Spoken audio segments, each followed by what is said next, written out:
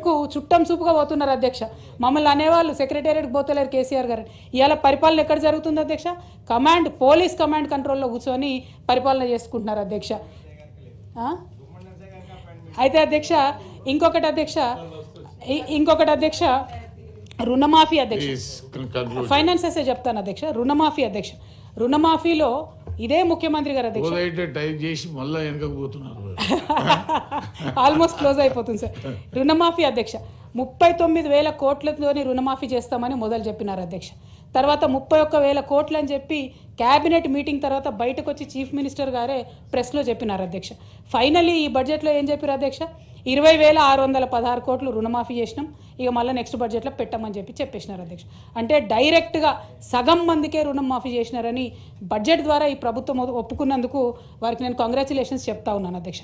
అట్లనే అధ్యక్ష అప్పుల విషయంలో ఇప్పటివరకు నేను చెప్పినాను అధ్యక్ష, మీకు ఫార్వర్డ్ చేస్తాను. వీళ్ళు చెప్పినటువంటి అబద్ధాలు బయటపడ్డాయి. అదేవిధంగా నేషనల్ మీడియాలో మీరు చేసినటువంటి నయవంచన పైసలతో సహా ఇదే బడ్జెట్లో అయిపోయింది అధ్యక్ష, ఇదే బడ్జెట్లో బయటపడింది అధ్యక్ష. అదేవిధంగా ఇరిగేషన్ ప్రాజెక్ట్స్లో వీరి యొక్క అవినీతిని, మిస్మేనేజ్మెంట్ని ఉదాహరణతో సహా నేను చెప్పినాను అధ్యక్ష. సింగరేణిలో వీళ్ళు ఎట్లా దోపిడీ చేస్తున్నారు, ఆ సంస్థను ఎట్లా నిర్వీర్యం చేస్తున్నామో చెప్పినాం అధ్యక్ష. అట్లనే ఈ మెగా కంపెనీకి ఈ నీళ్ళను నమ్ముకునేటటువంటి ప్రాజెక్ట్ ఏదైతే ఉందో దాన్ని కూడా క్యాన్సిల్ చేయాలి, ప్రభుత్వమే 100% డబ్బులు పెట్టుకోవాలని చెప్పి నేను డిమాండ్ చేస్తూ ఉన్నాను అధ్యక్ష.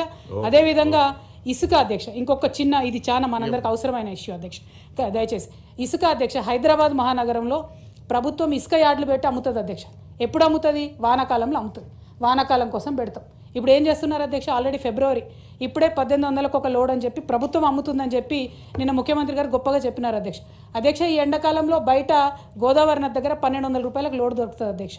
తెచ్చుకుంటారు, టన్ను దొరుకుతుంది. అది ఇక్కడ థ్యాంక్ యూ అన్న కరెక్టింగ్ 1,800కు 2,000కి ఇక్కడ వీళ్ళు అమ్మడం అన్నది దారుణం అధ్యక్ష.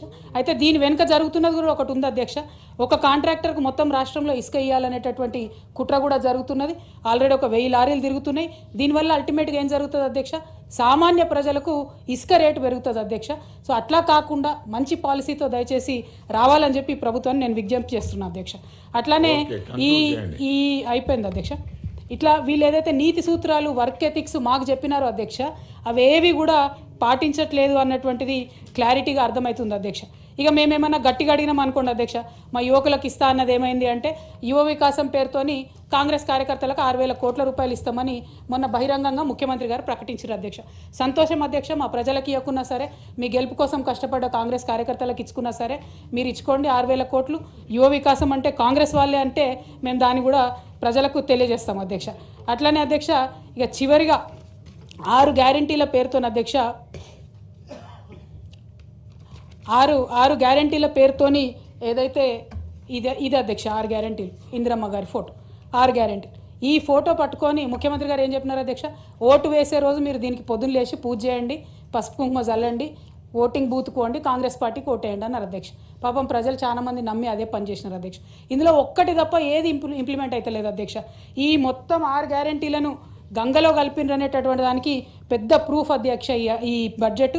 అట్లానే కాంగ్రెస్ మార్క్ కరప్షన్కి, కాంగ్రెస్ మార్క్ కన్నింగ్నెస్కి perfect black and white proof ఈ బడ్జెట్ అధ్యక్ష.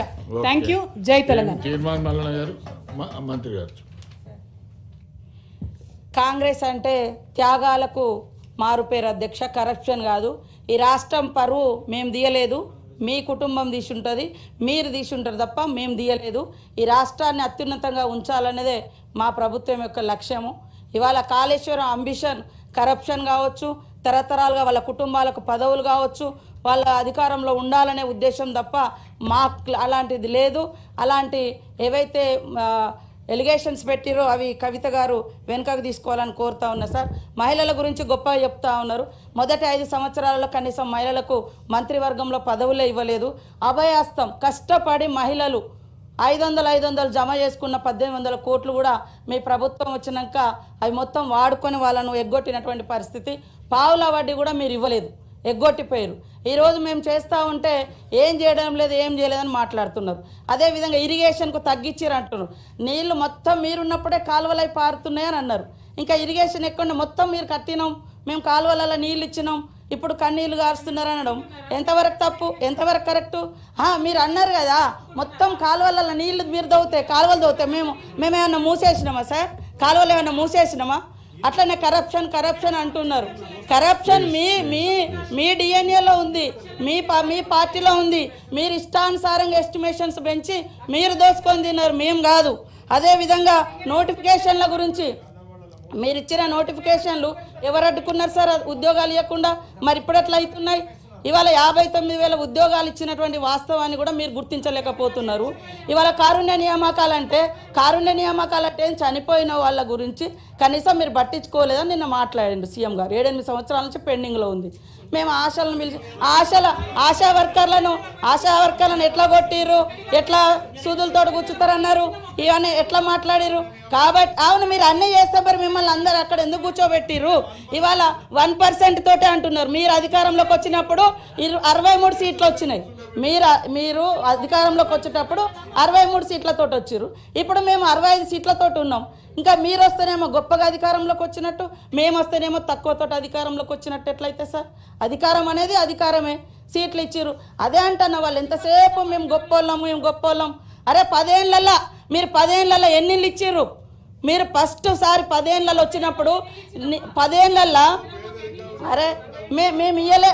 ఉమ్మడి రాష్ట్రంలో అది సరిగా జరగలేదని తెలంగాణ కోసం కొట్లాడి తెచ్చుకున్న తెలంగాణలో మీరు అద్భుతాలు చేస్తా అన్నారు. మీరు మొదటిసారి ఏం చెప్పిర్రు? ఇల్లు సింగిల్ బెడ్రూమ్లు, చిన్న ఇల్లు ఎక్కడ పడుకుంటారు అది అని చెప్పిర్రు. మీరు వచ్చిన తర్వాత ఇల్లే ఇయ్యలే. మళ్ళీ లాస్ట్కి మొన్న 2023లో ఎలక్షన్ల ముందు ఇచ్చిర్రు 5 లక్షలు 7 లక్షలతో ఇల్లులు కట్టిస్తామని చెప్పి ఆ ఇల్లులు కూడా 3 లక్షలకు తగ్గించిర్రు. 3 లక్షల ఇల్లులు కూడా 3 అంతస్తులోకి ఇస్తే అందుకనే మిమ్మల్ని ఇళ్లలో పంపించారు. కాబట్టి ఈ రకమైన మేము వచ్చి 1.5 ఇయర్ కూడా అయితలేదు. పదే ఏమైంది? మేము ఫ్రీ బస్ ఇస్తే మీరు ఓర్వలేరైతురి, మేము ఇల్లు ఇస్తే ఓర్వలేరైతురి, మేము ఉద్యోగాలు ఇస్తే ఓర్వరైతురి. పదే ఈ రకమైనటువంటిది. ఇవాళ మరి మీరు ఒక పథకం పెట్టిరు, అన్ని మీరు ఇచ్చిన పథకాలను మేము ఇవాళ రాజీవ్ యువ వికాసం పెడితే ఎందుకు మీకు అక్కసు? ఇవాళ బడ్జెట్ లో అదే ఇంటికో ఉద్యోగం అని చెప్పారు. అదే విధంగా 100 కోట్లు బడ్జెట్ లో పోయిన బడ్జెట్ లో 2019 బడ్జెట్ లో ఏది నిరుద్యోగ భృతి ఇస్తామని కూడా బడ్జెట్ లో 100 కోట్లు కేటాయించి కూడా వాళ్ళు ఇవ్వలేదు. ఇట్లాంటి ఎన్నో ఉన్నాయి. కాబట్టి కరప్షన్ లేదా రాష్ట్రం పరువు మేము తీయలే, వాళ్ళ పార్టీ వాళ్ళు తీసిరు. అందుకనే ప్రజలు అర్థం చేసుకున్నారు, ఆ రకంగా చేసారు.